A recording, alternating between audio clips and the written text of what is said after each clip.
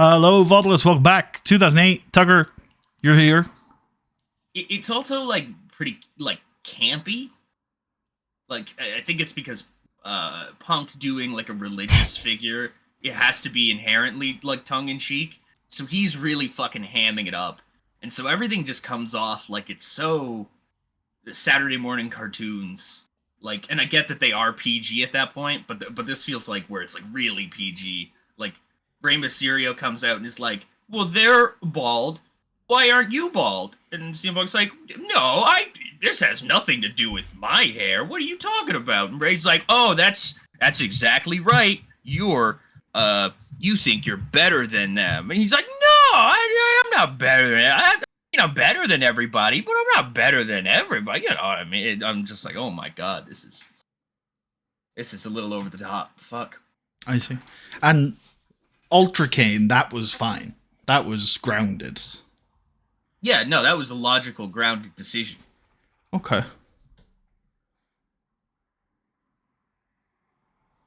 You're misconstruing Saturday morning cartoons positive, Saturday morning cartoons negative. I see. Sorry, I know I shouldn't be. That's a rookie error. Yes. Yeah. Should we start Monday Night Raw? We should. Cool beans. Also, Joey Mercury's there for like all of 2 seconds. He shows up and they're like, "All right, the stable's done," and he's like, "Oh." I just got here. Yeah, he's like, "Damn, I've literally been on for like a month. Damn." It actually makes me think it probably did end prematurely or something. Give JBL the night off. Good call. Oh yeah, I should have sent him to SmackDown. You might have, actually. I don't think I would have. Where is he? Oh, is he on vac? No. Hold on. No.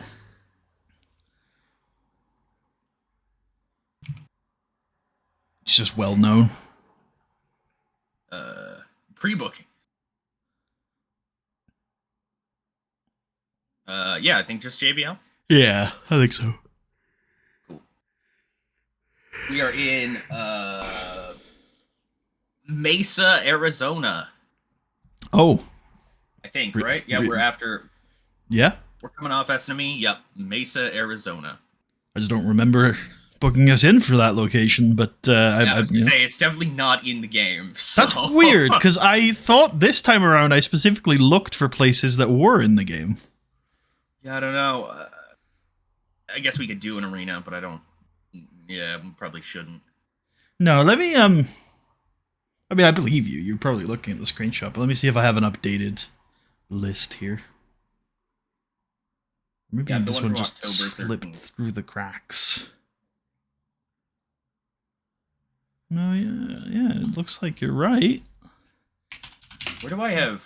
Hold on, YouTube might flash on the screen for a sec, depending on which tab I have this open in. Oh, it's on the other screen. Nice. Good job, me. Mesa, Arizona. That is a real place. Yeah, I know. I found it too.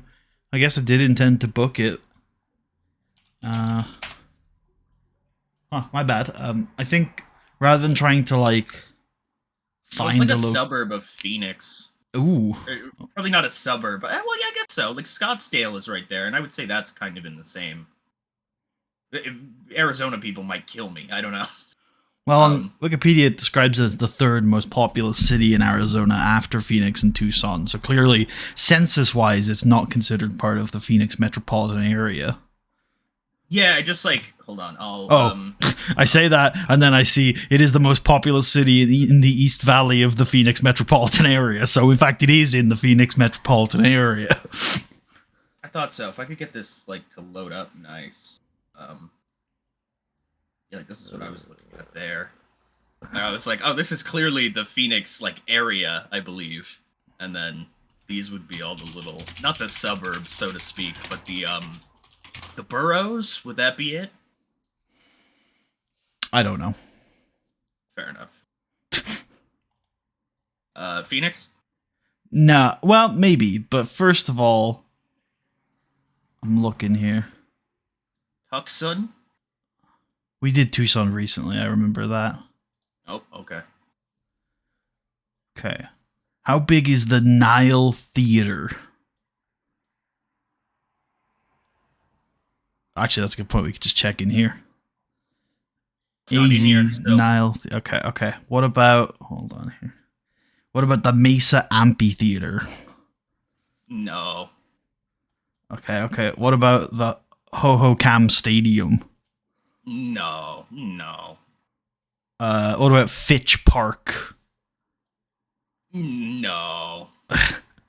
Okay, hold on. Why are you not typing? There you go. Look, Tim's Toyota Center. What about the what about the Arizona Made Ice Forum? Nope. Wait, it's got. I mean, surely this isn't its actual name. The Coyotes Community Center. No. Oh my god. No, I think that would be like leftover stuff from the Arizona Coyotes. Were they the hockey team? Yeah, Arizona Coyotes. Are they still a hockey team? I thought they closed up. What am I thinking of? Arizona Coyotes. Arizona's the team that doesn't have a major arena. Arizona's like ice hockey team plays in what is essentially what's the capacity on this pitch? Yeah, like a 4,000 seat arena, because their city won't build them a new arena and the owner refuses to sell. So they're in like essentially like a community center or some shit. Like Desert Diamond Arena, also called the Glendale Arena. No, also called the Jobbing.com Arena. Oh, there it is. I have that. Okay. Yeah, I mean, I think it's actually just in Phoenix, but it's where the Coyotes played. I believe that'd be pronounced Jobbing. Oh, okay. I believe you. Wouldn't Jobbing be with 2 B's? Well, what's jobbing? I don't know. What is Jobbing? What is Jobbing.com? I'd be careful. Find the best job. All right. Hey, you know what? so yeah, I mean, I think my pronunciation was correct. Yeah, fair enough. Fair enough. Everybody's here. That's good. Funniest thing is, as I've started to play other saves, buddy, Yeah. our creative team with these numbers, Yep. really good. Really quite good. You've changed your mind, because originally, like a few months ago, you were like, as I've been playing other games, we're shit. Yeah, I played like one other one. I was like, no, the Zen one really clicks. And I started playing other things, and I'm like, wait, no, Zen is just optimal because it's just a group of fucking boys on an island doing flips. Yeah. Sounds right to me. I think we've got a good team. I agree. Yeah. Mark Henry does impressions. Ted DiBiase Sr. gives people hilarious road stories about him defrauding the U.S. government. William Regal training session. That's the show. That's everybody.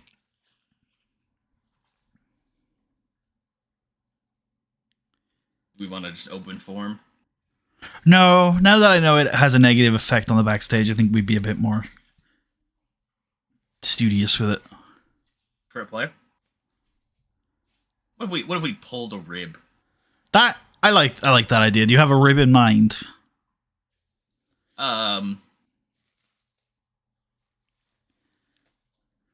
We should I mean, I just want to play off the gimmick from before where I was just like, oh, we'll plant documents near Ted DiBiase Sr.'s bags that make him think the government might be onto him. But no, it's just us. We're just fucking around. Ooh, we could have an extra. We could hire an extra to walk around, like, sort of pretending to be an IRS agent. It is. All right, let's do it. Elaborate plot. We're fucking masterminding this shit. Success! Hey! Senior's like, damn, man, I could really go away for a long time. Sting's like, come on, man, don't play with that shit. Like it was like Ted Jr. and Sting. he's like, hey man, few things you don't fuck with. That's God and the government. Is Sting a Raw? I thought Sting was a SmackDown Road agent. He is. I don't know why he was here to feel anything about that. But yeah, I guess maybe he heard about it and he called us. Ted Sr. called him. He's like, Sting, you won't believe it. Yeah, Monday Night Raw. Monday Night Raw.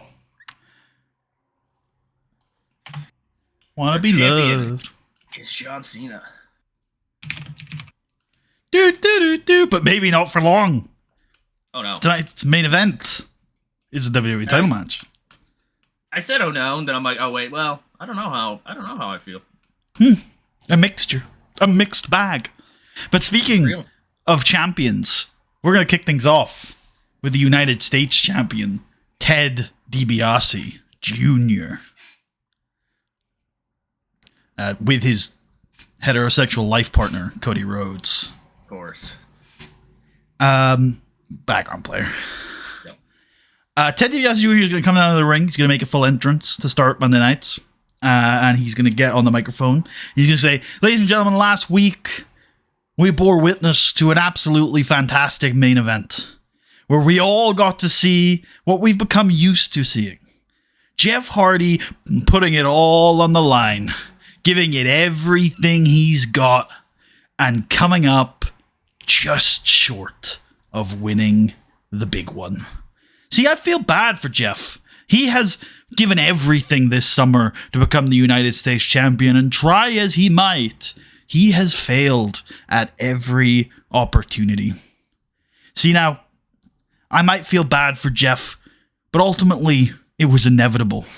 Because it doesn't matter how hard you try, it doesn't matter how much heart you have. All of that pales in comparison to pure, natural talent.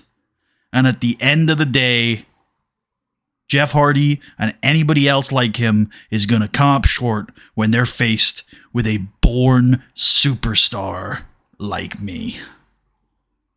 And then there's some more parts to this angle, but I think we can put this in like this.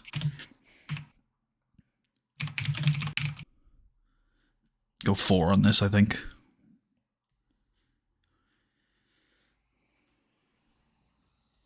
Generic?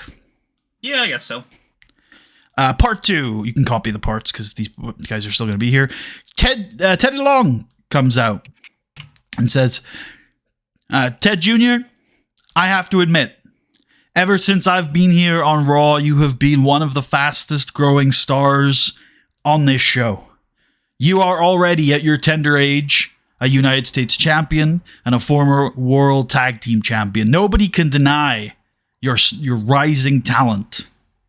So that's why I think you should be center stage for one of the biggest shows we have ever put on. See, next Sunday night in Moscow, Russia, we're going to put on a show where East meets West, where the WWE put on the biggest party of the summer and take it on the road. One of the biggest shows of the year, and you are one of the fastest growing stars of the business. You should have a featured match. So I am going to have you defend your United States Championship against this man. And then Batista's theme song is going to play. I think that can be the. I think it could. I think it could go either way. I think it could just be 2 parts. Okay, we'll go with that then. Cool. Working the crowd. Like, so. Oh, okay. He's coming out. Okay. Yeah, he comes out. He does his full entrance. He stares down DiBiase and then he poses on the turnbuckles for the crowd. Ted Jr. on like non-speaking appearance, or that sounds good to me. Yeah, that's fine.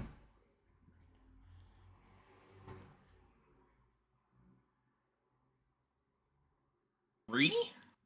Well, Teddy's got that big promo, and then Batista makes his entrance. It's probably like 5. Okay. Yeah, surprise. I think on this one or storyline. Yeah, I like whatever that. you want. I like but that. I think I surprise like is the plan. No, yeah. that's fair. We should fix up the storylines a little. I think, is Batista in anything at the moment? Is he still in Your Heart's Not in It? He is. Yeah. Just take him out of this. Put him in a belt called America. Probably take the Hardys out.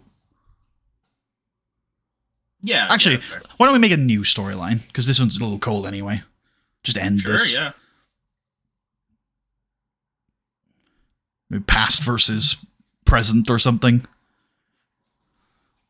Yeah. Yeah. You don't seem pleased. I couldn't think of anything jazzier. Understandable. Yeah.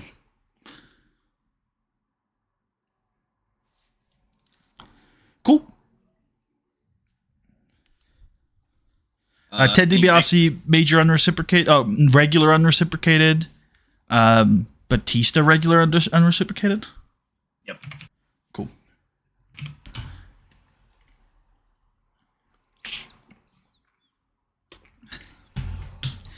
I think.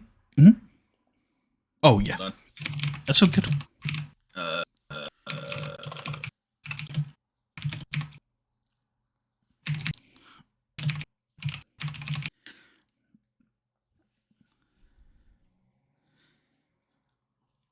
What happened last week with Shelton and the New Breed?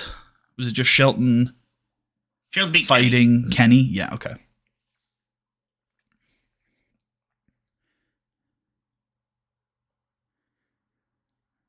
Do we want to do the Ziggler match this week, or? I think that's an option. How would you feel about Ziggler challenging him in a similar way to Dykstra? I like that, like the exact same way. I kind of love that. First, then let's do a little graphic here. That following their victory last night, Tori Wilson, Melina, and Talia Madison are going to have a triple threat match later tonight for the #1 contendership. Yup.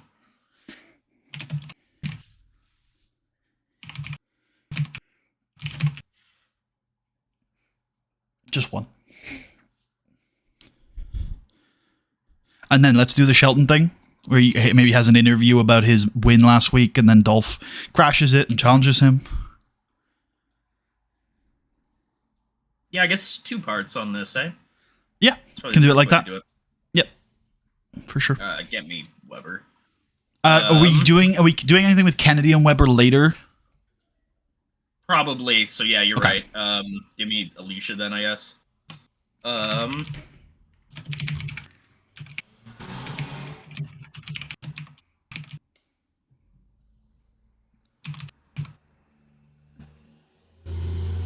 First part, it's probably like 2. 2.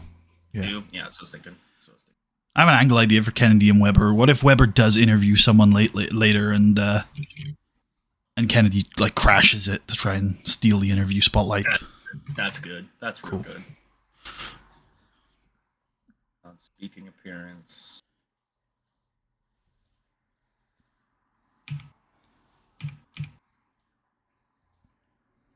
Probably another. This could just be a minute, even. I think so too. Yep. Yeah. Should we give Ziggler a minor storyline victory here? Over. Yep, I like it. I mean, try it over Shelton, and if he complains, we go unreciprocated. Sure. Gene splitting. Thought so. Nope. Wrong way around. Yeah. Nice. Oh, cool. All right. Here's the spot then for Jeff Hardy to fight. I still don't know who he's fighting. I don't know if you remember this, but you had pitched that he should do get a big win tonight and then celebrate with his people. And I agree with that, but I don't really know who he could fight. I guess there's Tommy Dreamer. There is Mr. Kennedy. I know we've been pushing him lately. How do you feel about Chris Masters, maybe? It just doesn't excite me as a match, and I think we've done it a lot because... Yeah. Maybe we have. Last year. Probably. Mark Henry's a similar one where it makes sense, but I think we have done it quite a bit.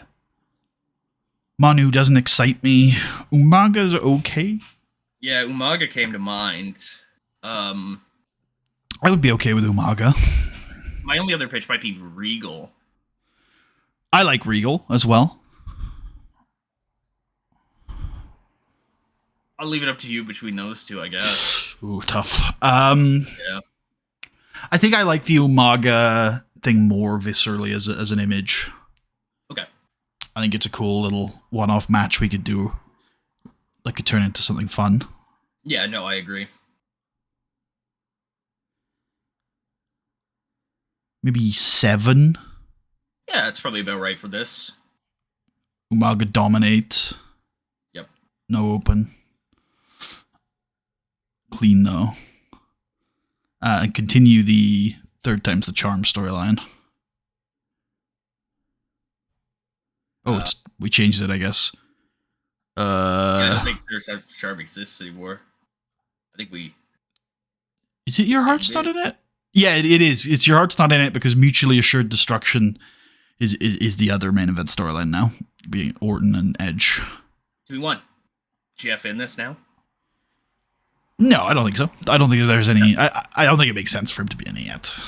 Fair play. Ringside on a numerous number of people. I think Matt definitely. I think that's reasonable. I don't think we need Armando and Manu here because I just don't think it's more of a vacuum match if you know what I mean. Yeah, Umaga's just there as a guy. Yep. And then Jeff, you want to do 4 minutes? Jeff work the crowd afterwards.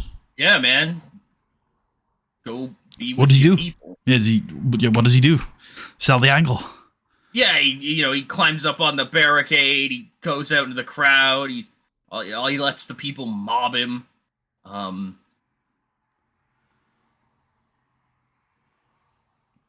It's clear that even despite his setback last week, he's not given up, and the fans have not given up on him. I'm gonna say they've not given up on him. It's the bigger thing. Yeah. I guess it is character development.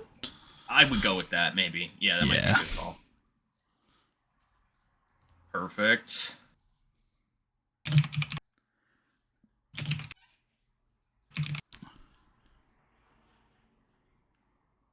Should we have Talia, Melina, and Tori talk backstage? Be like, we were a good team on Saturday, but tonight it's every woman for herself, and may the best woman win. And then Melina can be like, "Oh, I intend to." Based.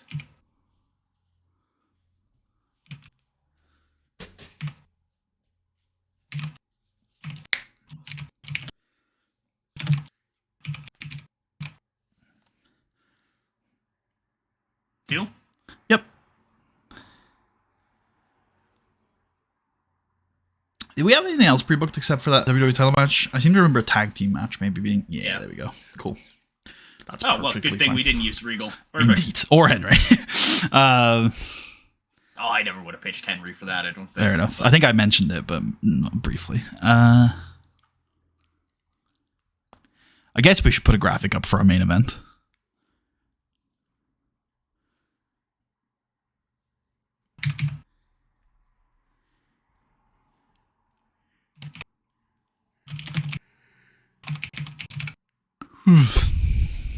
We should do an ad for a SNME replay featuring, Lashley, Triple H, and Shawn Michaels. Hot show at the Cow Palace. If you missed it the first time, don't miss it the second time.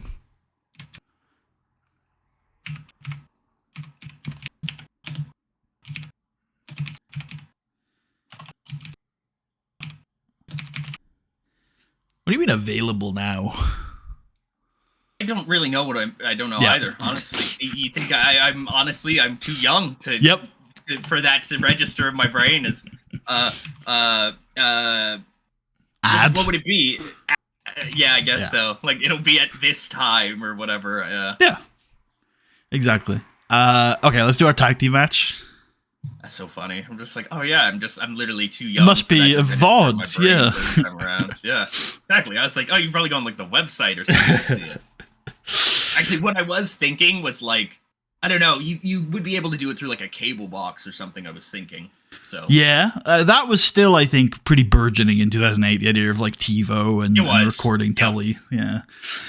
It was happening, but I think it was new-ish. Yeah. Okay. My head's saying 10. I like it. Okay, I was cool. about 9, so cool. And yeah, I mean the M&M guys are winning.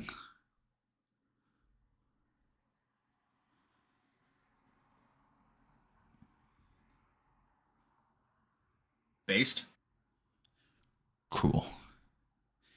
Very nice. Top of the hour. Yeah, that's true. I should remember that. Before we get to the top of the hour segment, whatever it's going to be, though, I think we should do an angle where we cut backstage and Paul London and Brian Kendrick are watching that match on the monitor and like nodding their heads. Yep.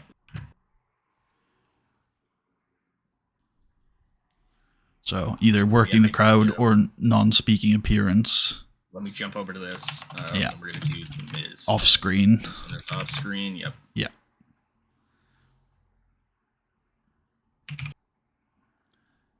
What were you saying for the two for them? Sorry. Either working the crowd or non-speaking appearance. I guess we'll go working the crowd. Cool. Lundrick have possibly found their next mountain. Like it. 1 minute on Mountain. that. Oh shit, Ms. Mountain. Ms. Mountain. We'll go with foreshadowing. I like that. Yeah. That's great. Okay, top of the hour then. Okay, so I have a bunch of other segments planned for the show. Top of the hour segments, though. Oh, no, perfect. I know what this is. Yeah. This is Randy Orton. I thought so. Yeah. And I don't know, maybe you can take it with pro. I think bullet points wise, it's just like, just saying that Edge has taken things too far now. Yeah. And he's got a restraining order, basically. Yep. I love it. Is that an interview or is that a cutting? I think he just comes down in the ring and cuts it as a promo. Oh, okay. That works. Perfect.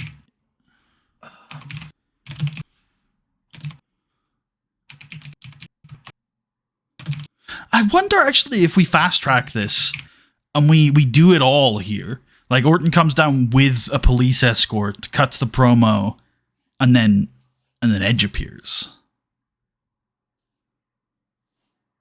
You have an extra week there? It would not be like a big. It would not be like a big thing. I don't is the answer. But like, I'm sure we could come up with something. It wouldn't be like a big thing. The reason why I'm suggesting this is because there's a lot of stuff that's getting booked next week. Right. Okay. And so pushing this forward a little, and it's like we could just do a preview or whatever. I'm sure there are things we could do next week. Yeah. Yeah. No, I agree with that. Yeah, that works. Okay. So do you have a promo for Orton, or do you want me to try and pull something together here? Edge last week. I was probably gonna end up saying the same thing you had said. Really, I don't have like a big like in character thing for it. Okay, so maybe it's like Orton comes down. I feel like I had some lines somewhere.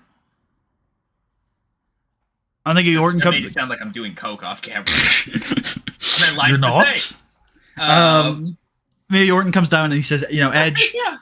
We've known each other a very long time, and I think more than anybody, we understand each other.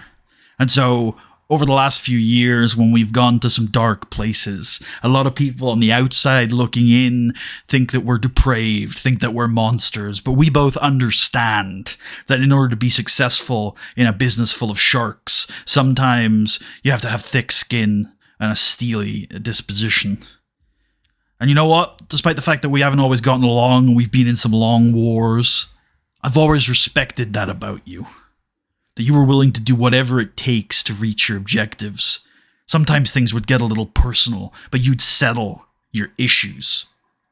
And I respected that. People change and people grow. Priorities shift. And last week, Edge, as much as I hate to admit it, you took things a little too far. And so as much as I would like to fire another shot, to continue this war, I have to do the responsible thing for once in my life. So I've taken it. Go ahead. I was like, this is one of my key lines, which is just stay the fuck away from my family. Yeah, I like that. Yeah, he says, you've crossed the line. Stay the fuck away from my family. and I've got a restraining order. The scale of this has gotten so out of goddamn control between the two of us, but make things straight with you. This is between you and me, you piece of shit. You leave them out of this. And then, he holds up a piece of paper and says, look, I've taken this step. I've got a restraining order. You stay the fuck away from me and mine. And if you don't, well, I'll go to the papers if I have to. Oh my god. And then the crowd like pops a little as Edge like appears in the crowd or something, spotlighted, staring at Orton. And then he slowly approaches and hops the barricade, and then the police escort get him and handcuff him. I don't know if it'll work or not. What if he is one of the police escorts? Oh, I like that. He snuck his way into the building. Oh, that's cool. Yeah, I like that. Wearing that big, like, face shield thing that they sometimes wear. Yeah, and then he attacks Orton, and then the rest of the police escort manage to eventually subdue him and get him in handcuffs. And then Orton looks like he's about to leave, and then he turns back with this, like, wicked grin, and the other police officers leave as Orton just brutally assaults Edge. Yeah. I love it. Cool. I feel like 5 on the promo, 3 on the after. I feel like 5 on the promo. 4 on the after works for me. Yeah.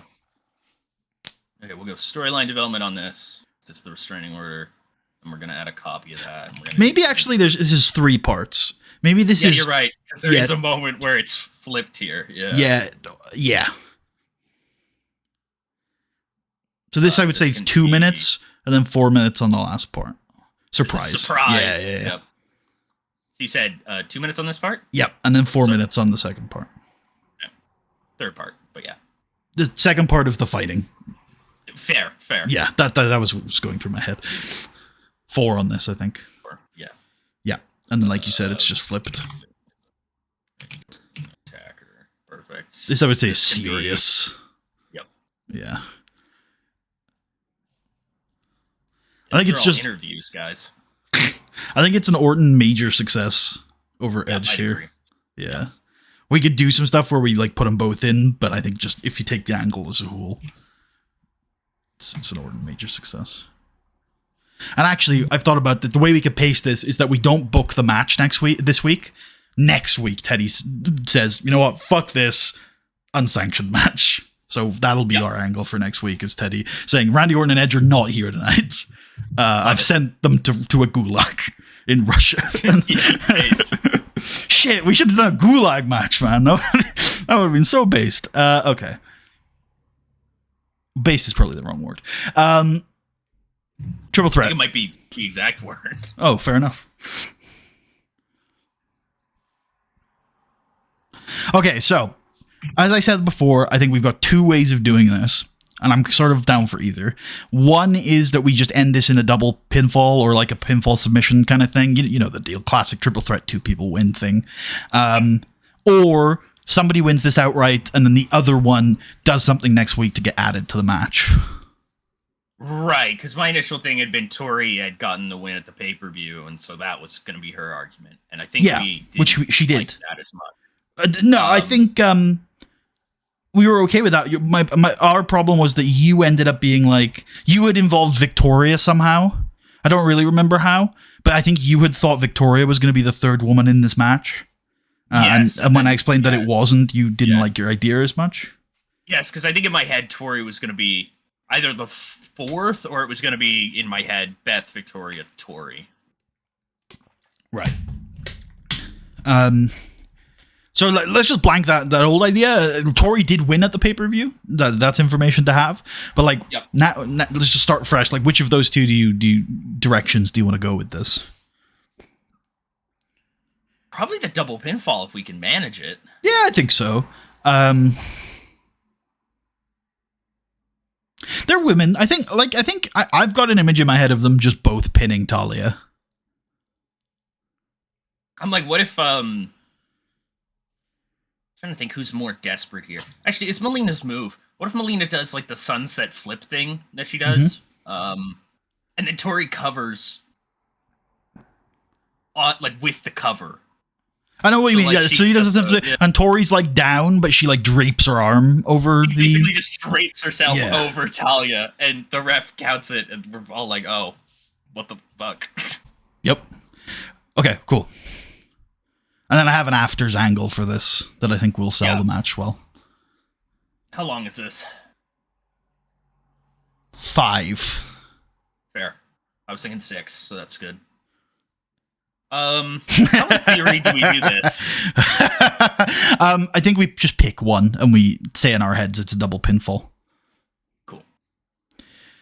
Eye candy match. Yep. No, that is here. Yep. Yep. Just open clean. Yep.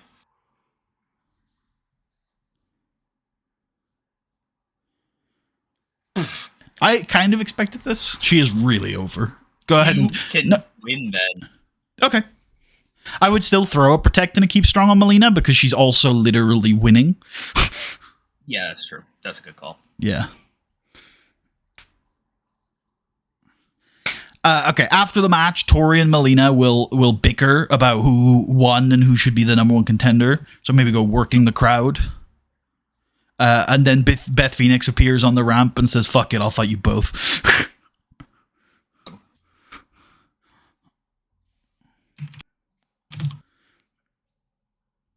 Arguments. Beth will fight both.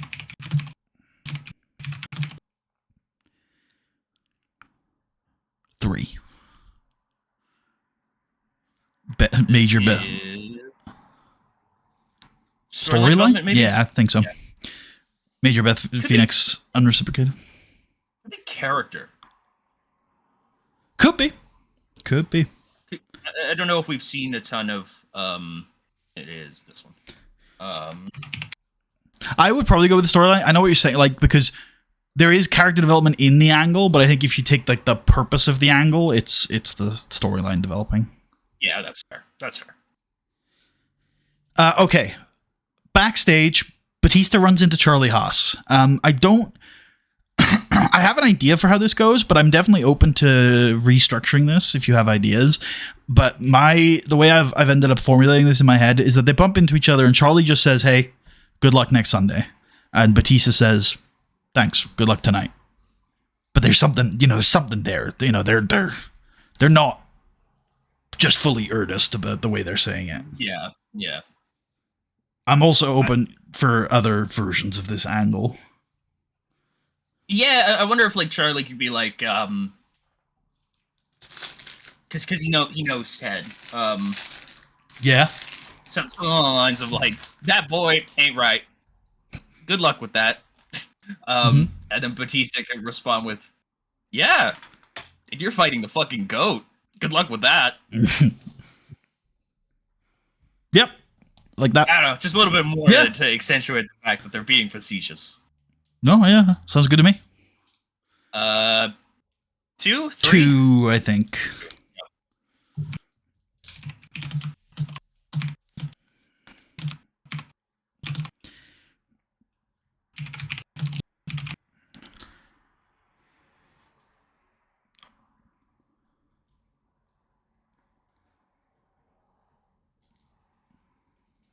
This could be character. This could also be generic.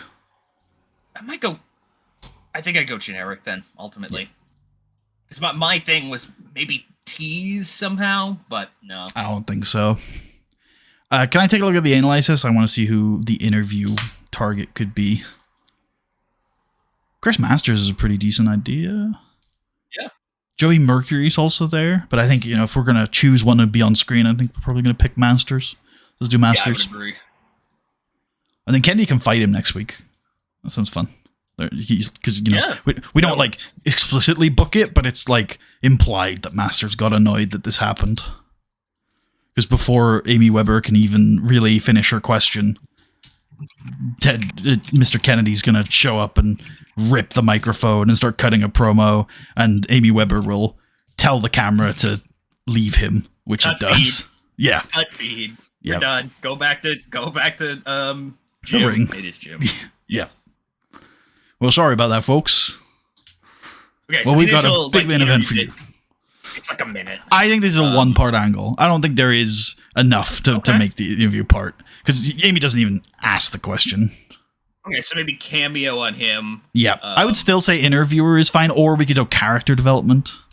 I was going to say, I don't think we can do interviewer if there's nobody being interviewed. You might be right. It's the same thing with the attack stuff. Okay. So when you say you think, do you know? I do, yes. Okay, there you go. I've seen it before. Yeah. 3? Yeah. Could go 2. Because we cut feed. Yeah, I'm okay with 2. Yeah, like, I don't know why, but I guess it's because my initial thought being 3, and then it being cut short. I'm like, okay, well. Sure. I think this is either character or storyline. I think it could be both. I think it's character. Oh, yeah, it is kind of both, because the storyline is him. Yeah. But the storyline is very focused on character here. So yeah. Oh, and he got his microphone, so I think that's some kind of victory for him. Yeah, sure. I think that's a regular victory over A.B. Weber, honestly. Oh, for sure. It's definitely over Weber, yeah. Got her. Oh. Absolutely owned.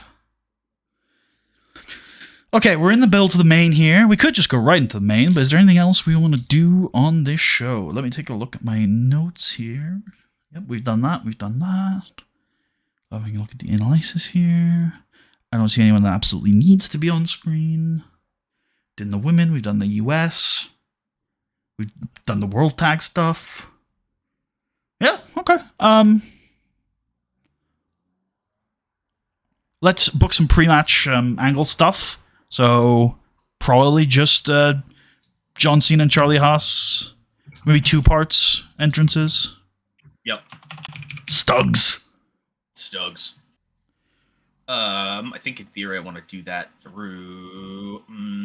It probably makes more sense to just fill it like this. Take Flash out and then. Yeah. So we start with Haas because he would be the one coming out first, right? Oh, good call. And he can just have a 2-minute entrance. Pre-taped entrance. And then Cena. Yep. Maybe like 4.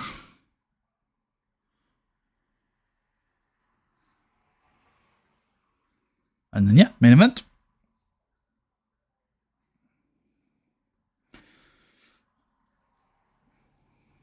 Not you, Ron Simmons. Did I not turn the brands back on? It's okay.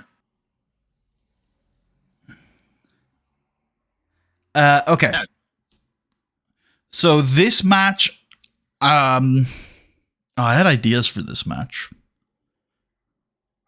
Yeah, I think this. So obviously, the structure of this match is going to be Charlie Haas on top for like the vast majority of it. Yeah. Working submission holds, trying to work down probably a couple body parts. I think it wouldn't be just like one. I think he'd maybe try maybe a leg at first, and then maybe the lower back later in the match, or maybe swap those around. And then at some point, the shoulder. Yeah. Yeah, sure. Oh, yeah, that's a good idea. Maybe that's only when it starts to get away from him, though.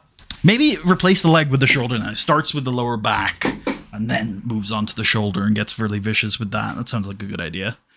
Yeah. But it should be. Mm-hmm. Does he put his hand under his shoulder blade?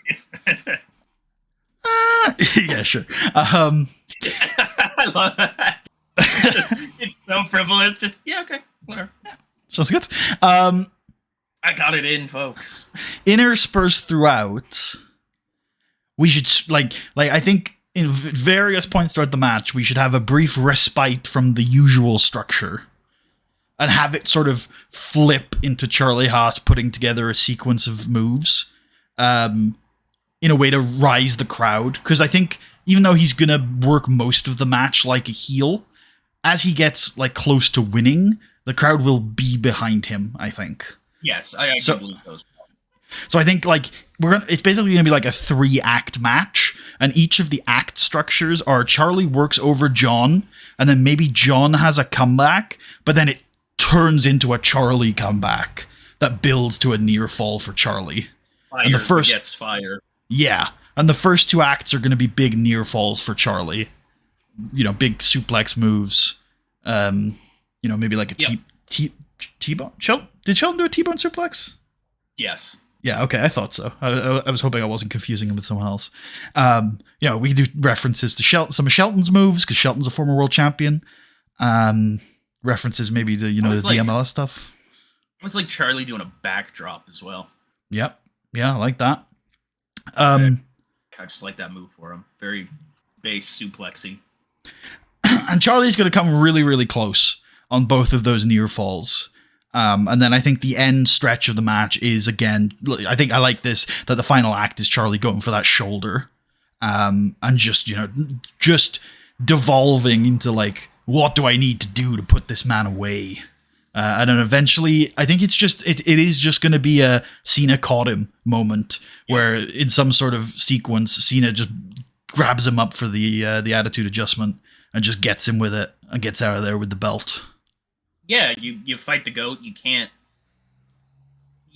like leave opportunities. Yeah, you know what I mean. I'm thinking somewhere between 14 and 17. I like 14, as you said it, honestly. Okay. Yeah. I'm down for that. Cena wins. Open, clean. Yeah.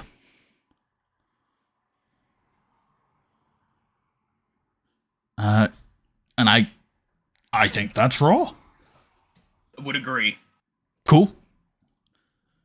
Any of these? No. This was a Mark Henry thing. Undertaker. Could use this. Oh, could use that. Sure.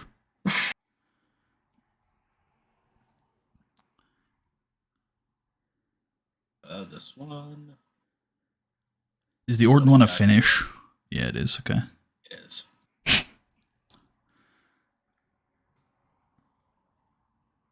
Yep.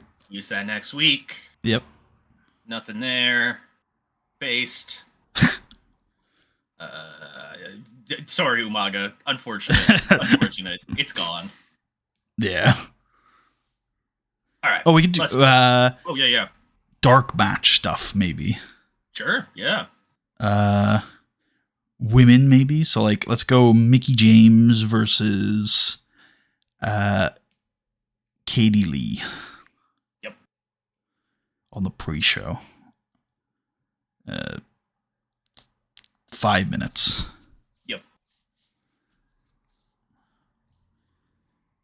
Yep, that's fine. I'm thinking something with Orton and or Edge in the post-show.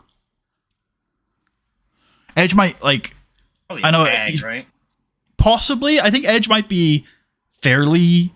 I think we give Edge the rest of the night off after that angle. I don't know how hurt he really is, but it'll be a little bit beat up, I think.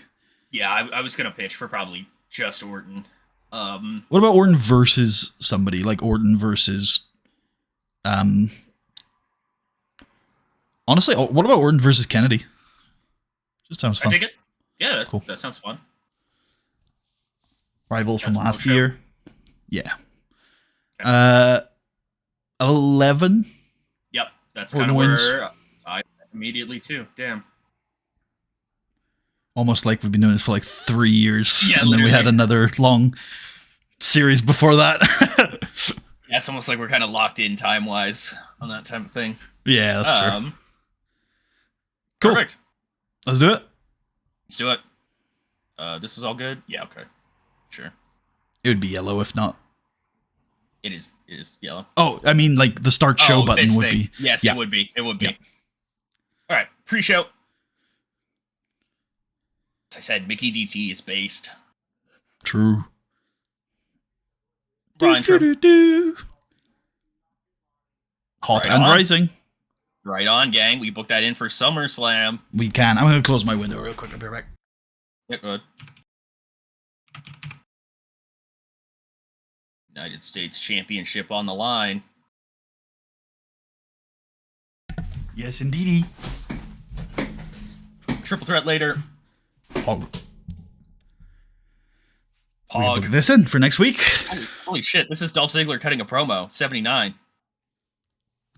Hello. Oh, maybe the Shelton non-speaking appearance has some pull. It will help it. Yeah. Yep. The segment where Shelton was talking just earlier did not do as well. I'm just saying. Hey, do you remember? I have a pitch that's quite big for this young man. So, and you wanted to do it for someone else. So maybe we do it for this guy. That's true. Yeah. That's fair. That's fair. That's in for Raw next week. Also, shout out Alicia Fox for not bombing the angle like True. she has sometimes. She's getting there. She's getting there. This was good. Yep. Yeah, it does really well despite the chemistry stuff. Good shit. Jeff Hardy goes out and celebrates with the crowd. That does well. Real well, honestly. Yep. Feeling pretty good about the decisions about to be made. Yep. These ladies argue backstage. We're still hot. This is the greatest episode of Raw ever. We got that lit ass main event coming up later. We got a lit ass SNW replay you can buy or watch or I don't know. Watch. It's on ESPN. Oh right, yeah, that makes sense. Yeah. Yep. Yeah. Nice. Creative finish was a success as well. John Morrison pins William Regal with the Starship Pain. Lundrick look on, likely at their number one contenders. I think we can book this in. I was thinking so, yeah. It's like, should we just book it? Yeah. Yeah. London Kendrick against Miz and Morrison for the World Tag Team titles. Based indeed. God, London Kendrick have been here before Eminem and now after Eminem. Yep. White hot. Nice. Fuck yeah. Fuck yeah. Also pretty good. Down. Yeah. Tori Nato DDT, the other base DDT finish. A lot of DDTs on this. Not really. Brand. Not really, though, because, yeah, that's the Melina Sunset Flip Powerbomb thing and Tori covers. And they're both number one contender, and it doesn't matter because Beth Phoenix will fight all of you. Kind of a good rating there on that angle, huh? What was it? 70, I think. Very nice, actually. I think you're... Yeah, I think you're right. I'd seen that. And this is a nice triple threat as well for SummerSlam. This is definitely like the... These are some big names. They are indeed. Nice.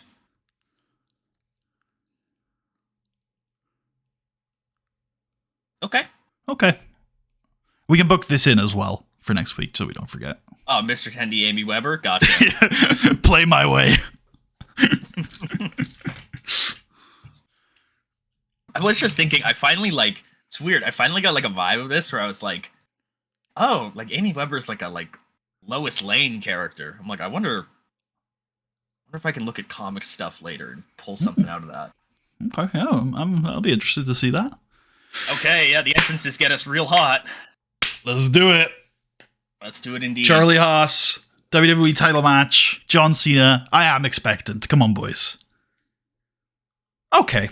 All right. Okay. Okay. Fine. All the fundamentals were there. I must have to think that that's the storyline, right? Nah, the storyline was good. No. Oh, maybe you're right. Hey, maybe you're right. There it is. Okay, yeah. Yeah, I thought so. Because I was like, it wouldn't be... It's neither of these. I've only ever seen it go above sometimes. I've never seen it... Well, I've seen it go below a lot, yeah. It's in this series. I think that's often storyline stuff, yeah. Maybe you're right. I thought it was hot, though. Acceptable.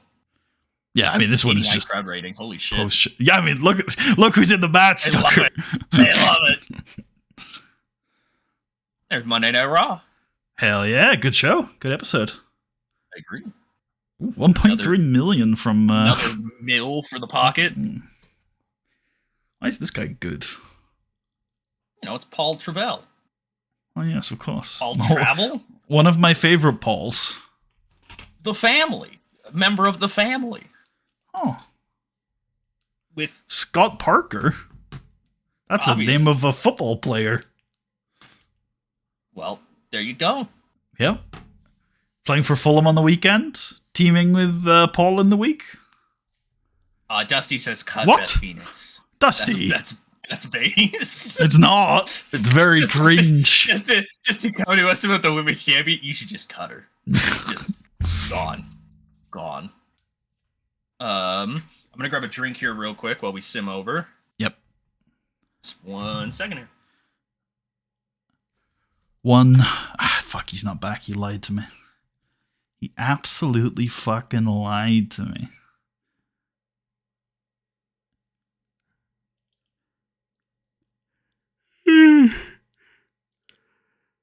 Ugh. Okay, what we got for SmackDown here? Oh yeah, cool.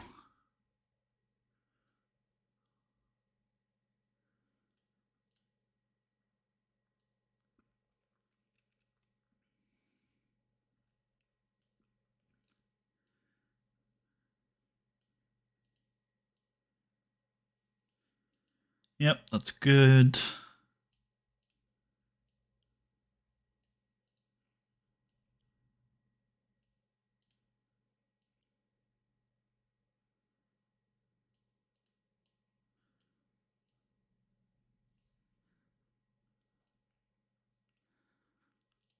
Shocker argument.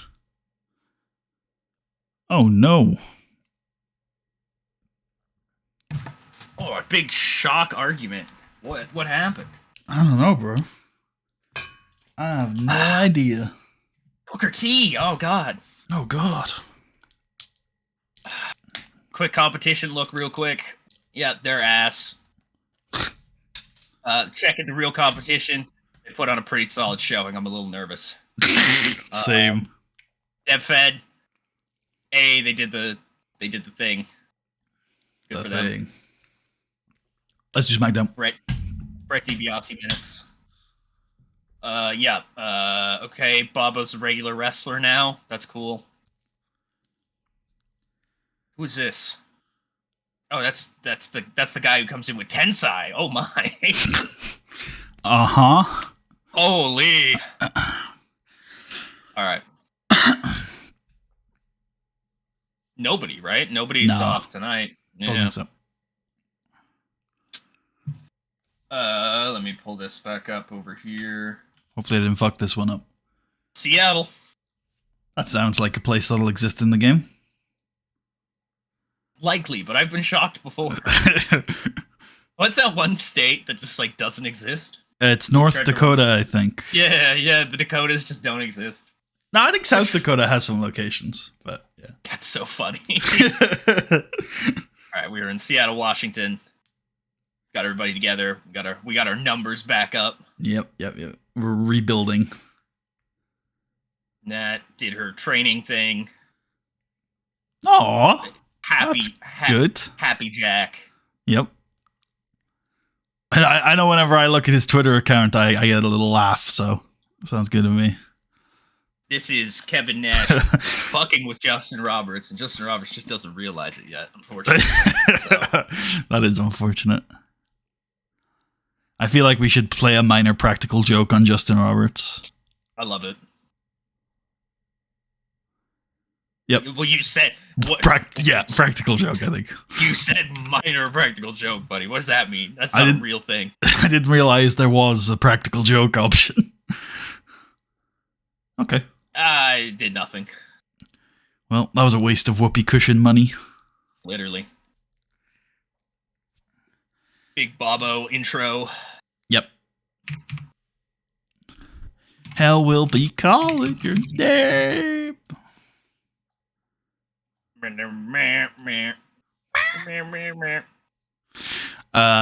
What's the pre-bookings? We have Seek and Destroy, Los Guerreros Blancos, and then Alan Jones, Dion Torres. Okay. What was the Alan Jones, Dion Torres thing? Oh, right. Yes, I do know. Do you know? Yeah, because it was because he turned on Ray, and then he turned on Ray in the tag match, and then Alan Jones was like, "The fuck is your problem, man?" Ah, yes. And Dion didn't want to tell him anything, so fine. You don't want to solve it with words. We solve it with kicks.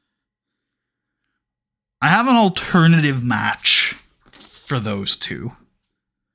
Not for those two, for Jones in particular. Yeah. Oh yeah, because this week is also the Helms segment finally. Oh, you're right. Good, well remembered on that one. So maybe not. I don't know. I had this idea of a tag match, but I actually think we can do it without Jones. So yeah, and then I guess Millennium can cut a promo before it. Yeah, okay, that makes sense. Okay. Let's do a graphic then for our main event. In our main event tonight, for the first time in X number of years, Christian is wrestling on SmackDown as he teams up with Rey Mysterio to take on Roderick Strong and Gregory Helms. Roderick Strong and a mystery partner. Come on, man. Why you gotta do that to me? Okay. Sure.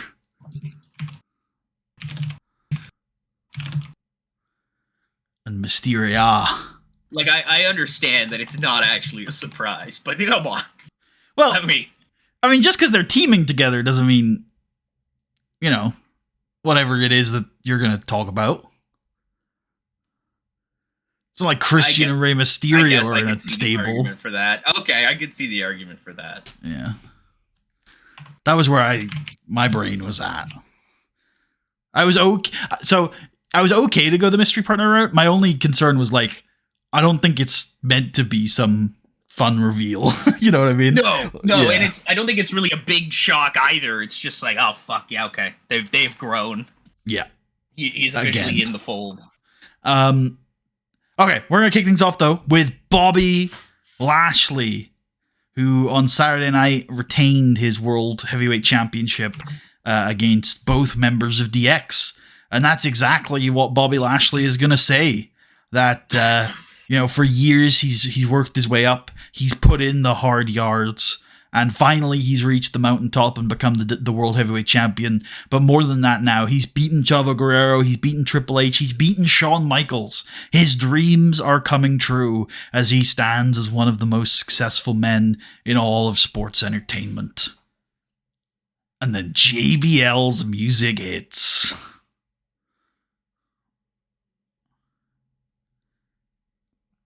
And John Bradshaw Layfield comes down to the ring. And he says, Bobby, I watched your match on Saturday.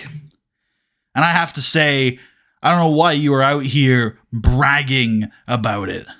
See, the only reason why you won on Saturday night is because Shawn Michaels and Triple H can't get on the same page to save their lives. You only walked out of Saturday night's main event as the World Heavyweight Champion because you got lucky. Your whole championship reign is predicated on luck. When I was the most successful champion in the history of SmackDown, that championship reign was predicated on dominance. I've been sitting around dealing with other things in life over the last few years, and every so often I have to hear about guys like Shelton Benjamin, like John Cena, like Batista, like Randy Orton, like you, Bobby Lashley, and I have to keep hearing about how I passed the torch. Quite frankly, I'm sick of it. That's why I'm here staring you down, looking at your World Heavyweight Championship, and I want a shot to take it back. Bobby Lashley, I want my damn torch back. And then they both nod, and the JBL leaves. Okay, times on those two. First one 3 minutes, I think. Second one 6 minutes, I guess. Perfect.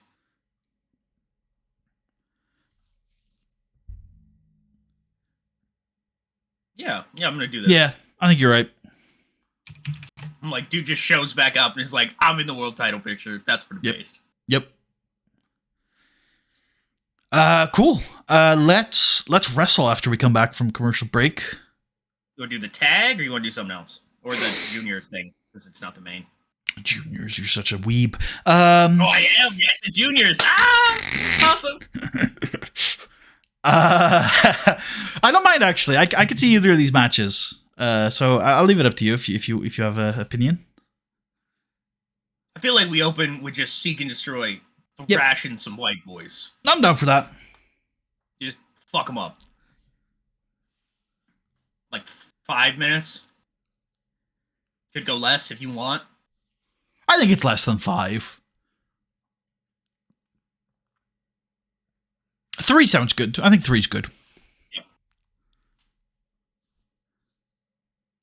Okay, now, have you thought about how we're getting to this? So you can book this in. You don't have to add anything else to this. But have you thought about how we're getting to the 6-man next Sunday? Because that was the one that I sort of left in your hands. Hold on, see the guys again real quick. It might be different from... Channel. Yep, I'm looking. Yeah. I think I have it written down somewhere at least. Okay, it is written down here. Yeah. I remember that we were swapping out Evan Bourne for Dion. At least that was a pitch that I gave to you that you seemed interested in.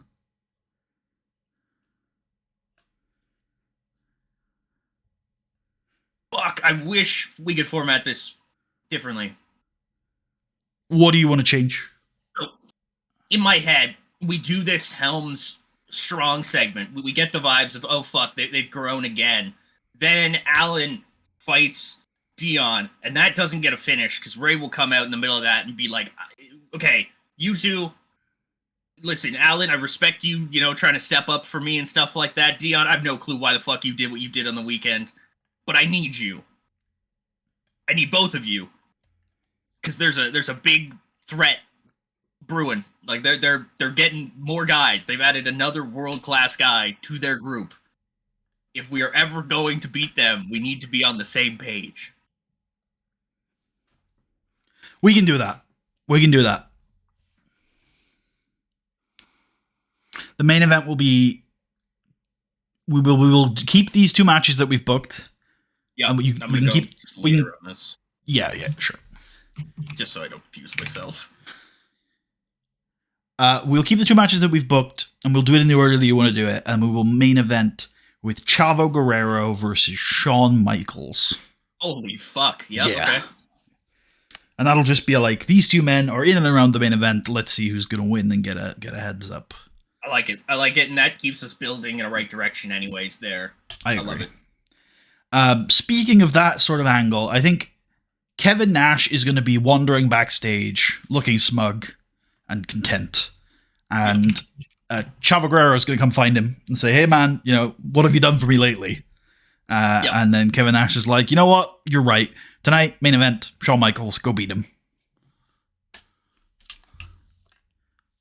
Yeah, it works. Perfect.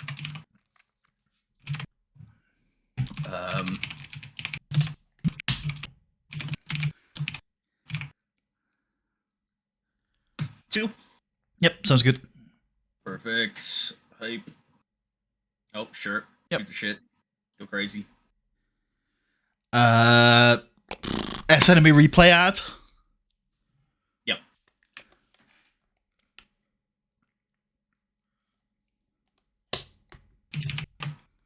Oh, Stantino's in here. Okay. I forgot about that. Replay ad.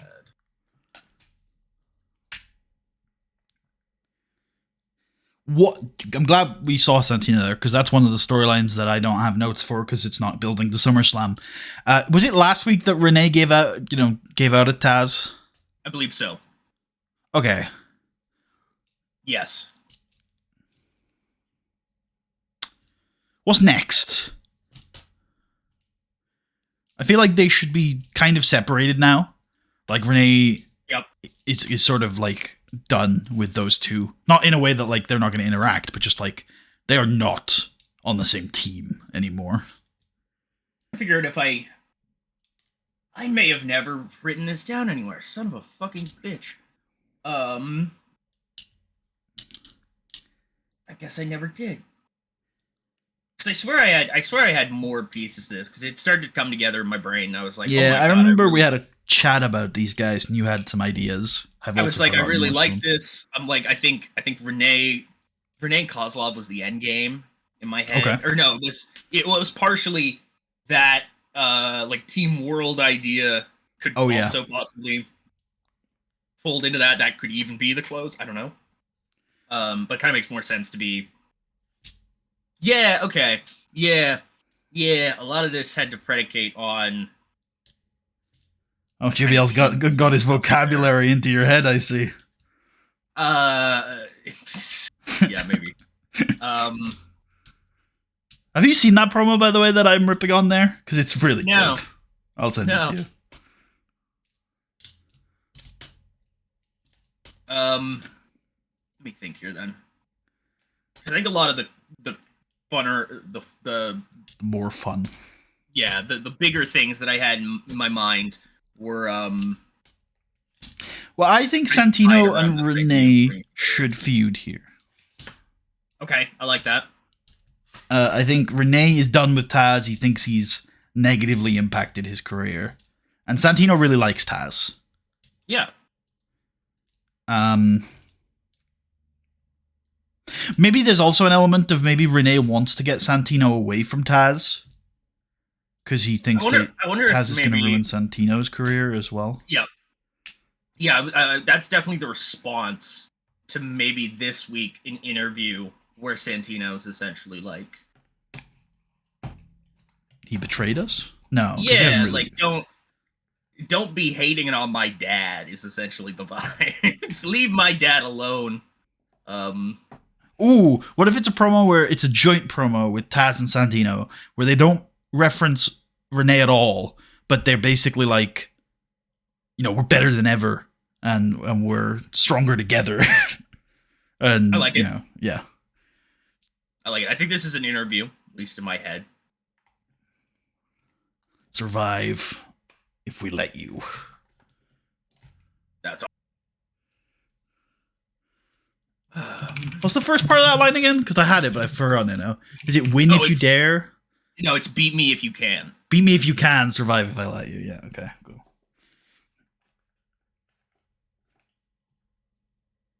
3? Yeah.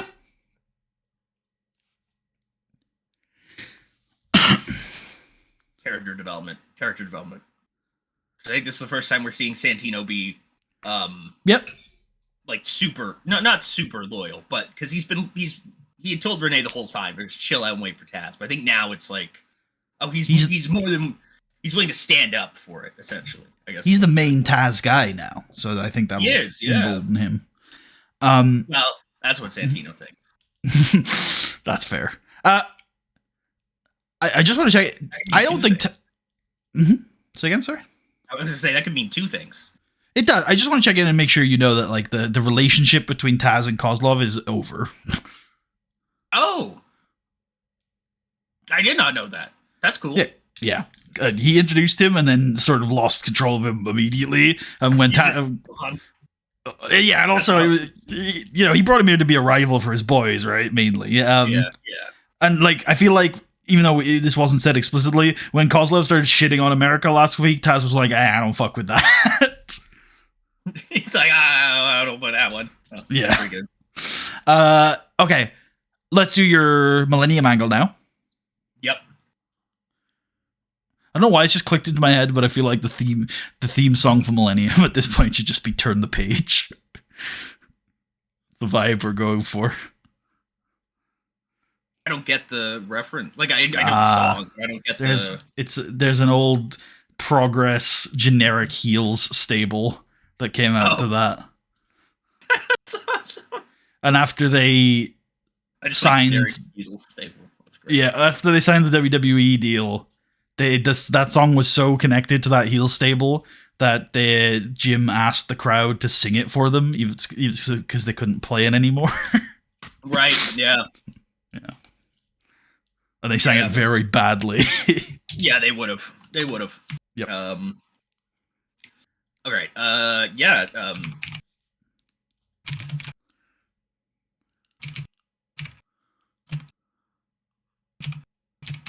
Yeah, so I think I had this written out a long time ago. I wonder if I still have it somewhere.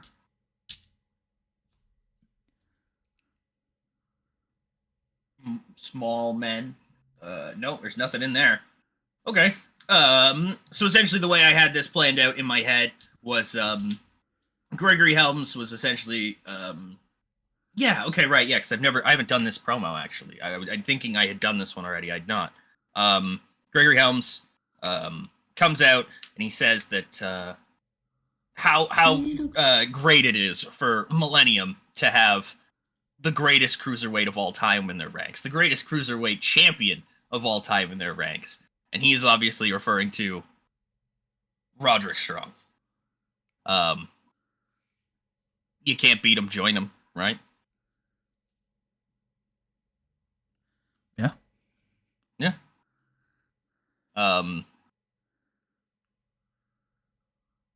3 minutes, maybe? That sounds good. They do some kind of stable pose of some kind. I don't know. I don't know. I don't know what it could be, but you know. Maybe Roderick Strong holds up one finger, and then the others make zeros, so it's 1,000. Oh, big! That's actually pretty great. That's pretty great. God damn.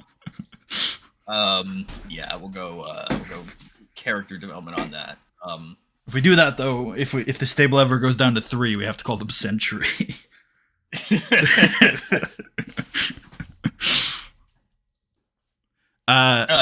Tag team match. Yep. The return of Captain Charisma. Yeah. Who's going to be fighting Roderick Strong next Sunday for the belt. That he is. This is glorious. It is. Holy fuck. My original idea for this, before I remembered the pre-booking, was for Jones to be here instead of Mysterio. Also be pretty sick. Yep. This is also sick, though. I agree. Damn, it's just, I don't think this gets a lot of... Actually, no, because the next match isn't going to go that long. Yeah, no, it's like a non-finish deal, even. I think we can spare 9. Yep. Is that a... Yeah? Okay. I like that. Cool. I think the heel should cheat to win. I agree. I think Roderick Strong or Gregory Helms should immediately prove himself useful by being the most cheating. Make sure to set Ray to be the loser. Okay. Yes, good call.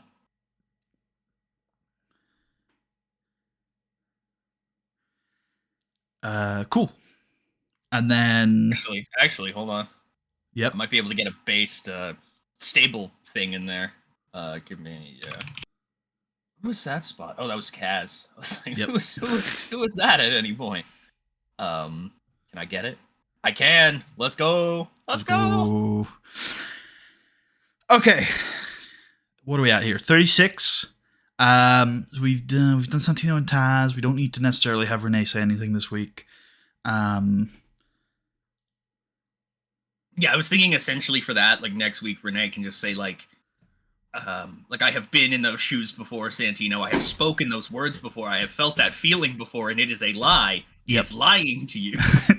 Don't believe his lies. Literally, he is lying to you. I have to save you, even if that means beating your skull in. Yep, based. Let's have a Triple H and Shawn Michaels segment. And I'm thinking it's... Which one of the two you think would be more likely to get obsessed about what happened on Saturday? That's a good question. And I'm not necessarily asking... I guess, let me ask it a different question, a different way. Which one of the two do you think is more likely to be perceived as getting obsessed about what happened on Saturday? Well, that's easier. Okay, go ahead. That's Shawn.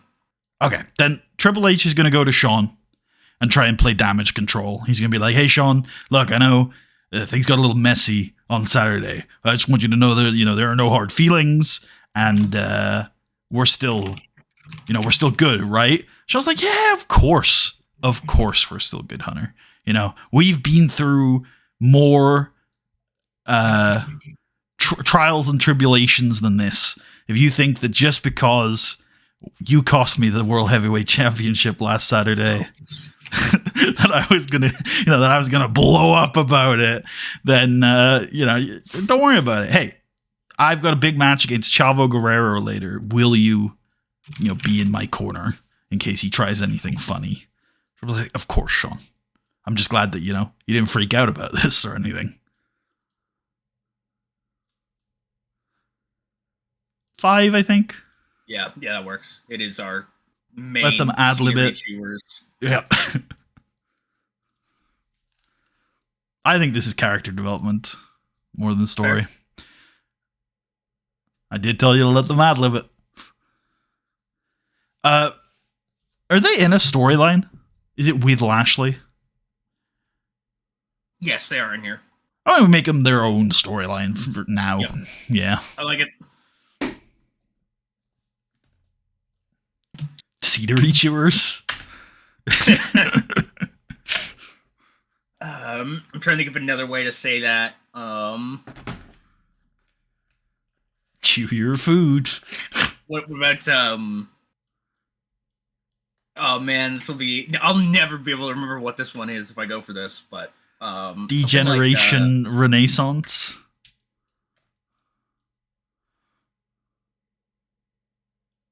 I was gonna do something about like I was gonna do something about depressurization because they're gonna suck all the air out the room.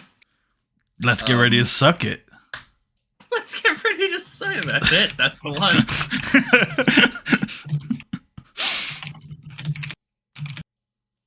There you go. Oh, Santino just wants to be in everything tonight. Escape captivity. You've got an angle on the show, Santino. Relax. Do you want me to put Chavo in that? I think he's okay. Okay. Because Triple H will be at ringside for that match, so. Good call. Good call. What's the Idol Stevens doing this week? Okay, so last week I think we did the first segment. Well, the second, but the first full segment where he was posing as a janitor, yeah. Yeah, and Big Show was like, "I will find you." I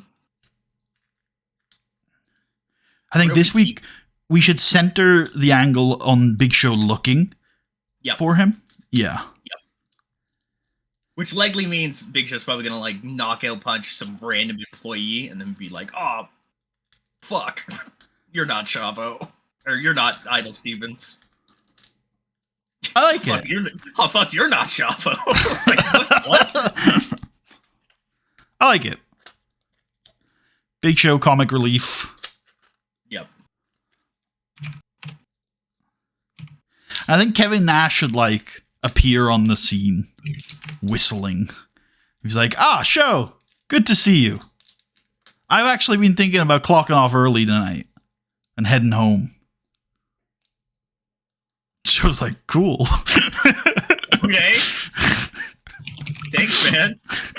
I just think things are going so well here on SmackDown. I mean, you're here, Chavo's here. I mean, everything just seems under control. Big Show looks like the unconscious employee on the floor. Yeah, he's like, okay.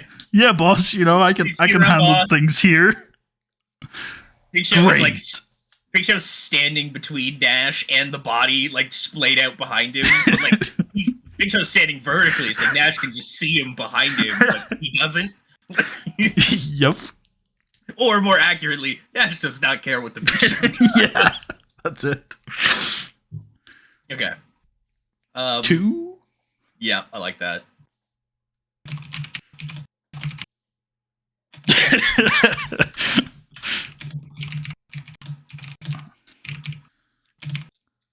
Kev's heading home.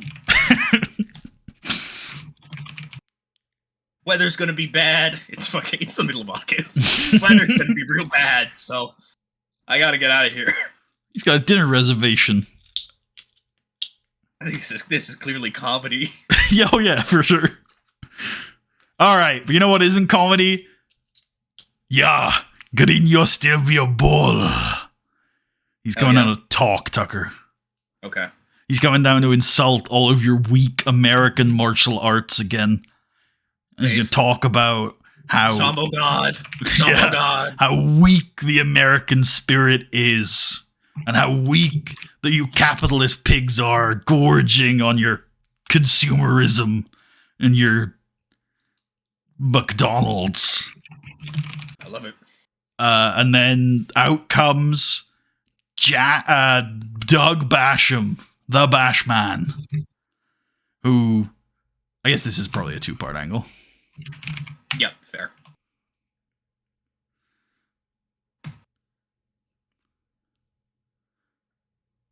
You've got Doug Basham in this first part. Oh, he is still there. What the hell, Doug? And yeah, Doug Basham's gonna come out. And he's gonna stare to a big pop, probably a USA chance, and then he's gonna point at Vladimir Kozlov. Oh shit! He's gonna start brawling with him.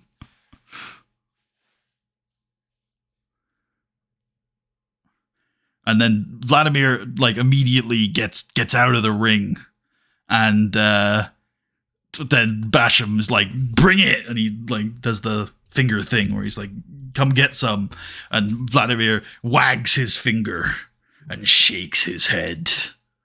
That's lit. Hell yeah. Is it fighting? Okay. Just yeah. Getting this. I don't think we need that part 2 there. Okay, yeah. I'll allow it. I think it makes sense. I like the way it's set up. It's like Doug coming out doing the point. He rushes down to the ring. They start fighting, and then dramatic acting. The goat. Yep. Doug Basham still, I'd say, working the crowd. Okay, yeah, that works. I like that. USA. Or wait, no. USA. No. He says like bring it, right? So I'll go cutting a promo on him for that. Sure. Another minute, I think. Another minute. Okay. Okay, so this will be hype. We'll get a match with them at some point. This is serious because they're fighting. This could be a surprise if we wanted to, but I don't think it's quite a surprise. I wouldn't say it's character development either because this is in line with Doug. So I guess it's generic. Yep. As is this kind of open. Yep. Oh my god, I almost take clear workers from this save part. It would have been like 2 seconds of time loss, but yeah. Cool. I think it's time for Basham runs him off. I think this is a regular victory for Doug over Kozlov here.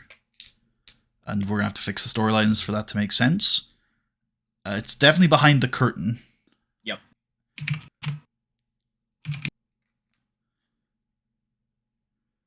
Yeah, you can't click it there. Every year. Every year. Every year. Let's get Renee and Santino out of that one, I think. Yep. This is Doug. This is Dusty. Where's Doug?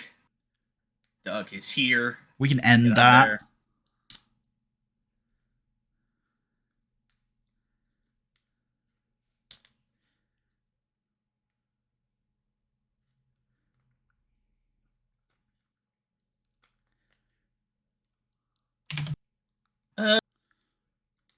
Surely there was.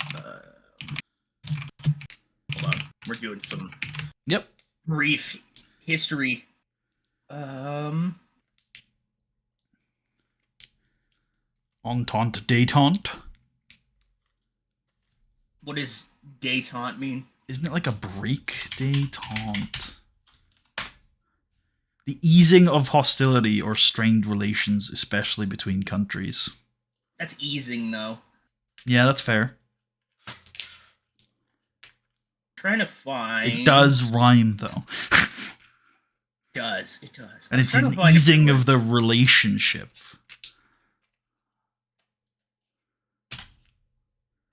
Let me see.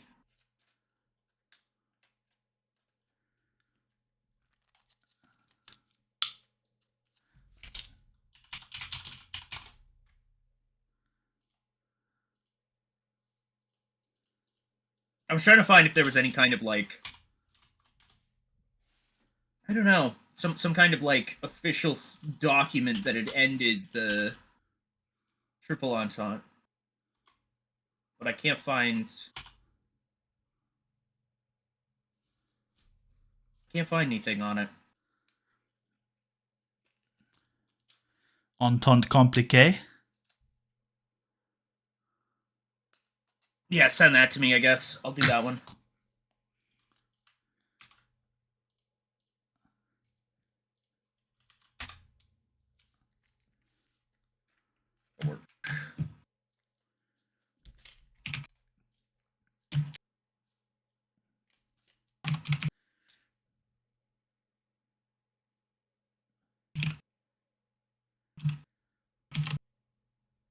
Okay.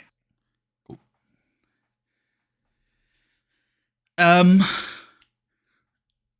I think a simple build up for this. I think Drew McIntyre is interviewed, and he can talk about. I don't know. I feel like this might be a bit too hokey, but I'll throw it out there. Maybe you can help me workshop it into something fun. Maybe Drew McIntyre gonna drop a line about him being like the most successful Celtic-born WWE superstar, and then I want Finlay to be like, "You fucking what, mate?" I like it. That's Okay, fantastic. Cool. Let's have somebody. Who the fuck could it be? Josh, I guess. Gosh. Ask Drew McIntyre about his success and stuff like that, and if he's seen any changes back home or something because of his success. And McIntyre can say like, oh, they certainly are acting a little bit differently at home because it's not like we really have any fucking famous wrestlers from Britain or anything like that. It's mostly plugs and janitors. Beast. Well, yeah. Maybe we don't say Britain. What did I say? Britain? Yeah. Is that not the Union? It is. It is, but colloquially it isn't. Well, the island is Britain. I see. I see. So specifically for Finlay, yes. Yeah. Fuck him up. There are people from Northern Ireland are entitled to be British, but like the island is Britain and the country is the United Kingdom of Great Britain and Northern Ireland. So it is clearly like a separate thing. How about the Isles then? Ooh, that's nice, and it fits in with the way I think Drew McIntyre talks. Yeah. Okay, so I think this is 2 parts as well. Yep, I agree with that. How long is the interview portion? I think the interview portion's 2 minutes and the follow-up's 1. Yep.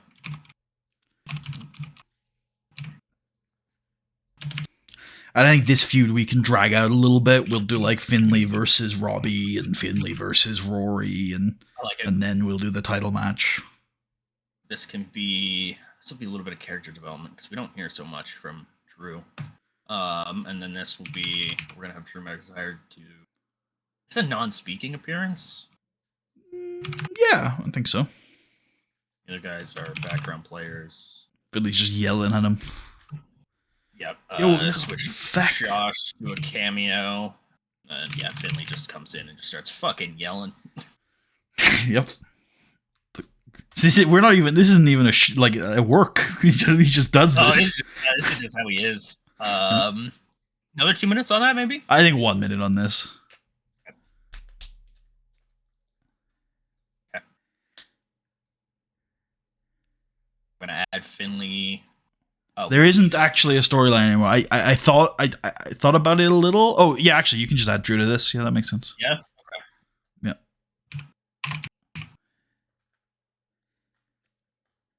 Okay. Ooh, we could get Evan Bourne involved in this and build to like a triple threat. Yeah, that sounds fun. That is a all different styles triple threat. So that's true. That is true. And they're kind of the 3 main styles as well. Yeah. All right. It's time for the Dion Torres Alan Jones match. Yep. Which is pre-booked. Oh yes, you're right. I don't have to do that. All yours. You take it away. 4, probably. Yeah. Like we get into it, but not as much into it. We're gonna end it in. I don't know. Can the ref? Can we just like abandon a double count out? I don't know. We just kind of abandon the match. We're just like Sports Ent is the closest to what you're going for.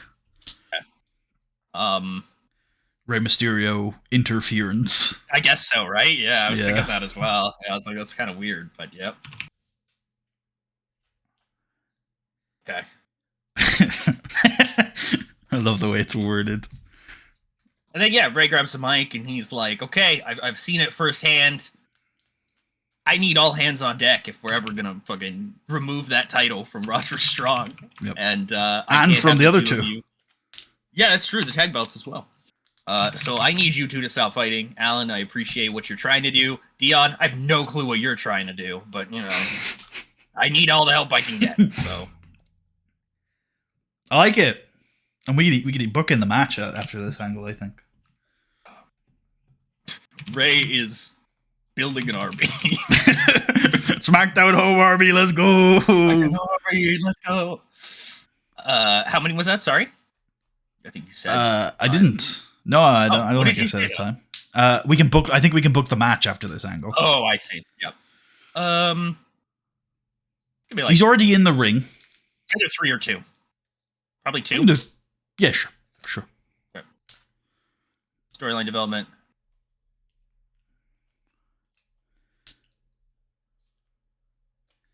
Okay, that's the. Oh yeah, okay. So Kevin Nash is going to be whistling in the parking lot.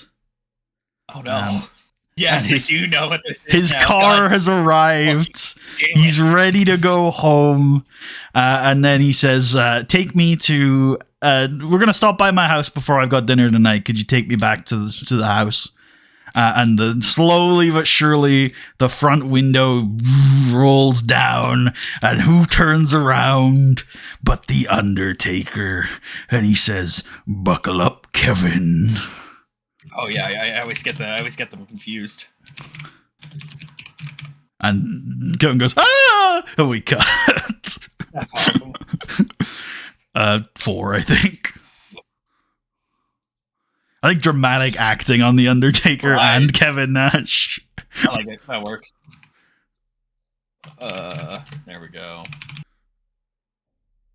Big surprise. Yep. I think this is kind of victory, probably. Sure. Yeah, I'm done.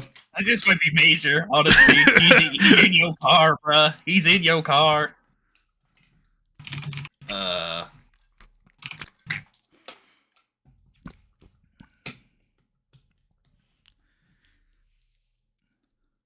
And then I guess it's main event time. Yeah, maybe a bridge angle. Real quick. Oh, let's do the Apocalypse City. Yeah, she's just gonna have to work in the dark matches again. Fair enough. Yep, the city vignette.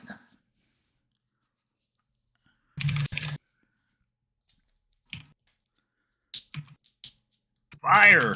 Fire! Fire! Wee woo! Wee woo! Wee woo! Perfect. And then, yeah, main event, because they're, considering who's involved, I think this is going to be a long one. Yeah, a little bit.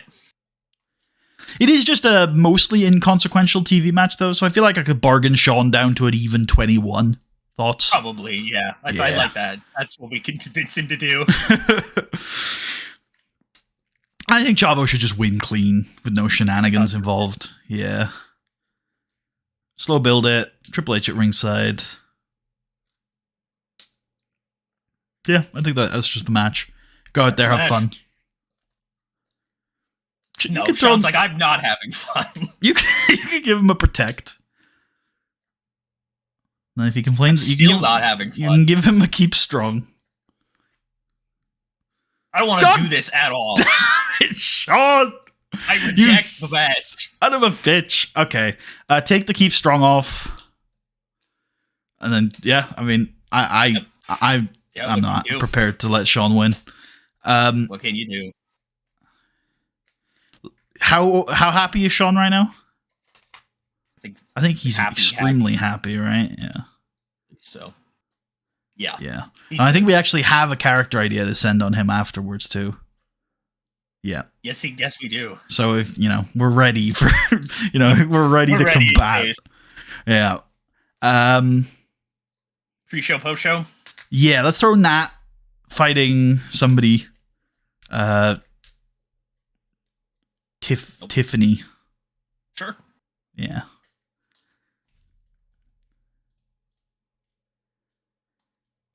Old Tiff. Damn, we going kind of long today. 2? Yeah, sure.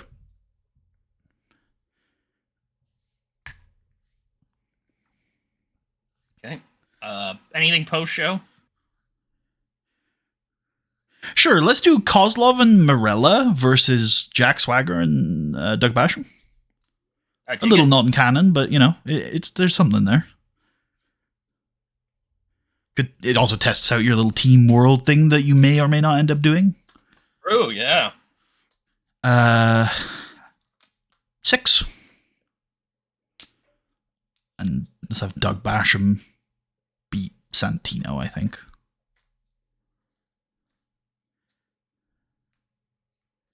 I want angle ideas for the Kozlov angle and for the Undertaker angle, but I'm only willing to commit 2 here. Just have to peep this here, because we are still... Okay, we're entirely waiting on this still. We still don't have anything. Yeah. So we just send 2 angle ideas. If we don't get 2 that are workable the way I want, then it is what it is. Okay, so, yeah. We can use one of those at least tonight. That is true. And the other angle idea, yeah? Yep. Okay. I think that goes on the Taker angle. I think it's more important to our show. Yep.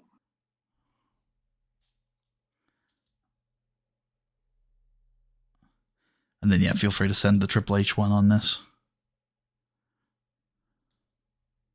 There we go. Cool. That's SmackDown. Anything else we can use here? Mark Henry, Sean, Orton, Ray, nope. Dave, Sean, Big Show, Taker, nope. Okay, cool. We're good. Okay, cool. Well, let's run it. Let's run it. Nice. This was a really good match. Insane carry job. Yeah. Really. Wow. SmackDown intro. He's back. Oh, wait. Wow. Oh, there's a graphic first. Yeah, sorry. Hold on, I got a little ahead of myself. He's back. Let's that he is. book it in for SummerSlam. World Heavyweight title. Bobby Lashley, John Bradshaw, Layfield. John? World, maybe you haven't pushed him as a wrestler at the moment. Maybe you're right. John, where are you, John? Okay, yeah, there we go. Yep. Or occasional wrestler, you should push him as. Yeah, I feel like I'm gonna get him to do that. Hold on. Is it not? Yeah. There. No, I do not want to do that. Okay, dude, that's fucking all weird, right, but whatever. I guess we're gonna push you as a wrestler and then unpush you as a wrestler. No, like okay. We can that's about. Go pre-book that in now. Yeah, exactly. You got it. You got it. So fucking bizarre. Like, okay, fucking weirdo. You want to be a dick about it. No, I don't want to work occasionally. Okay. Well, you are. Yeah, like, maybe that is a right. sign. Maybe we should take that seriously and you give him a full-time run into what you had pitched a little while back. So I'll take that into consideration. The boys kill some other boys. Spin Doctor.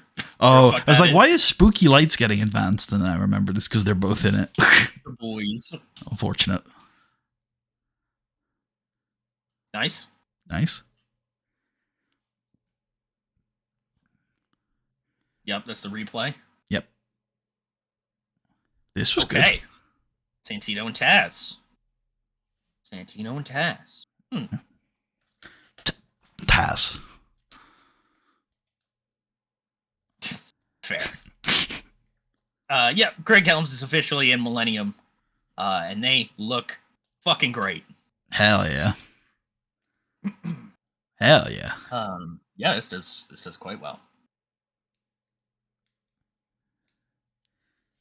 Yeah, buddy. Hell yeah. There's DX for you. Let's get ready to suck it. Goated segment. True. Okay, yeah, no, this is fine. Yeah, yeah, no, that's pretty good. We can book this in for next week. They're gonna fight Next week on SmackDown, right? Yeah. Yep.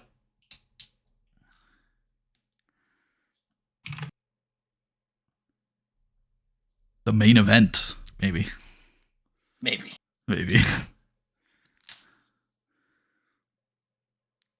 Yep. Finley just starts shouting at everybody. We can book in Finley versus Robbie McAllister for next week. Oh, fuck yeah, man. That'll draw the eyes. Hell yeah. Wait, Robbie McAllister is considered recognizable? Hello? Yeah, one of the... I think they both are. Because that was why we put them with him initially, because they were over. I agree. Very quickly, it was like, okay, they've served their purpose. He's over now. Okay. Please leave. We originally, I think we had a pitch to like have Doug steal them, but it just never ended up working out in that feud. Oh yeah, I do vaguely remember that. Yeah. 69. Yeah. Nice. That's all right for what it is, essentially. Yep. Like 340 before Bray runs out and is just like, stop fighting! Stop fighting! I need you boys. And we can book this in for SummerSlam. Yeah, I dig it. So this is Helms in the tag team. Yep. Helms, Flash, and Tyson Kidd taking on Rey Mysterio, Alan Jones, and Deon Torres. Based. ROH. Real shit. Dragon Gate. It is. Buckle up, Kevin. I've never had this thought before. If Ray was on the Indies in the mid 2000s, yeah, fucking hell, or the mid 2010s. Either, yeah, yeah. Curse you, Lucha Underground. Contract. Yeah, Lucha Underground really was the like poison chalice. It was like it did so much right, but it did so much wrong. Mainly the contracts thing and fucking over all the talent for years afterwards. Yeah, that's true. Where they were like, "Oh, we have a whole season in the back, which means none of you can wrestle till it's all out." And it's like, yep. What the f*** do you mean? That's insane. Yeah. Yep. Oh. Okay. Oh, I don't think this actually technically counts as having a storyline. Now that I thought about it, because we just started it. Oh, maybe you're right. Well, you get penalized for it. I got penalized for physical condition. Does that mean he's old? No, I think that means he's like fatigued. Like that's that right. Body thing. Like he's currently in X condition or whatever. Yeah, I think you're right. Yeah. Oh yes, that would be he's like banged up or whatever it might be. Yeah. Yeah. All right. Cool. Hell yeah. We're on the road to Russia, baby. Oof. What the hell? That's really low. Where'd my mill go? That is really low. Well, the attendance was a lot lower than usual for us lately. The merch number is also really low. Huh. Maybe it's because we didn't have any like merch people on the show. Don't run Seattle ever again. That's fair. Oh, I think we are actually in Oregon next week, so unlucky. Well, that's not. I know it's not Seattle, but it's like pretty much the same thing. No, not at all. Portland has a wrestling culture. Seattle, no. Really? There was never any wrestling in Seattle. Okay. Well, I'm sleepless in Seattle. Thank you all for watching. We will see you guys soon. Goodbye.